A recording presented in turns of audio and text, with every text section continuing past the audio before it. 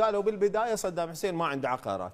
بحثت واذا القى عقارات صدام حسين موجودات ومسجلات باسمه الصريح، خاص ناس باسم صدام حسين. شفناك بمقاطع فيديو حكيت. انتم شلون قلتوا له صدام حسين ما عنده عقارات؟ نجي احنا بال 2025 العباده قال ما لقينا بال 2025 هذا، وكتاب رسمي موجود امام جنابك الكريم ورقم العقارات ومساحه هذه العقارات. قلت اريد ارجع للرئيس القبل صدام احمد حسن بكر. زين.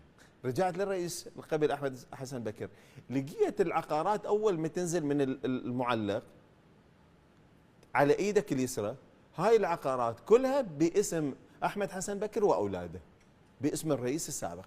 من تدخل للخضراء لو من تطلع من تدخل للخضراء اللي هو مكان الامانه العامه. الامانه العامه، احسنت.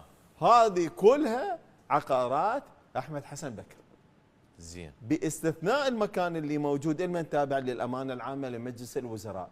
الامانه العامه عدت مخططات لبناء امانه عامه بشكل جديد بسنه 2013. تمام. واخذت المساحه بشكل كامل وعملت على ذلك. اتفاجئت بال 2022 او 2023 العفو، هسه حاليا بال 2025 صار اعتراض عليها، قالوا لها اوقفوا ابويا انت لهنا حدك.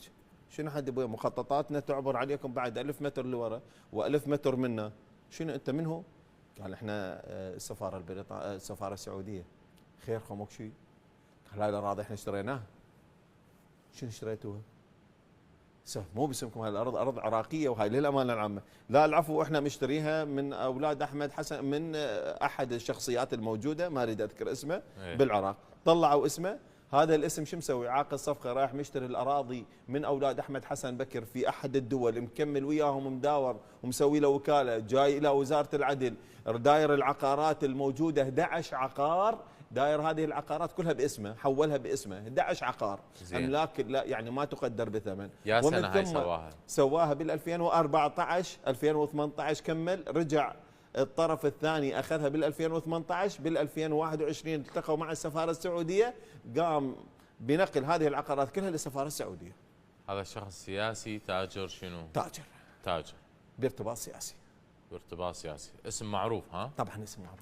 تخشى من ذكره؟ يعني لا مو اخشى من ذكره، لان انا وياك هسه اذا يعني يسبب لك مساءله قانونيه؟ لا احنا عندنا غير عندك دليل ورقه عندنا كلها ادله، عندنا كلها ادله. قصدي هو هذا اللي اشتراها من بيت البكر يعني ما ياثر عليك قانونيا اذا ابدا قصدي موجود اسمه هو مو بصدد الاسم قدر ما اريد اوصل لك الى نتيجه.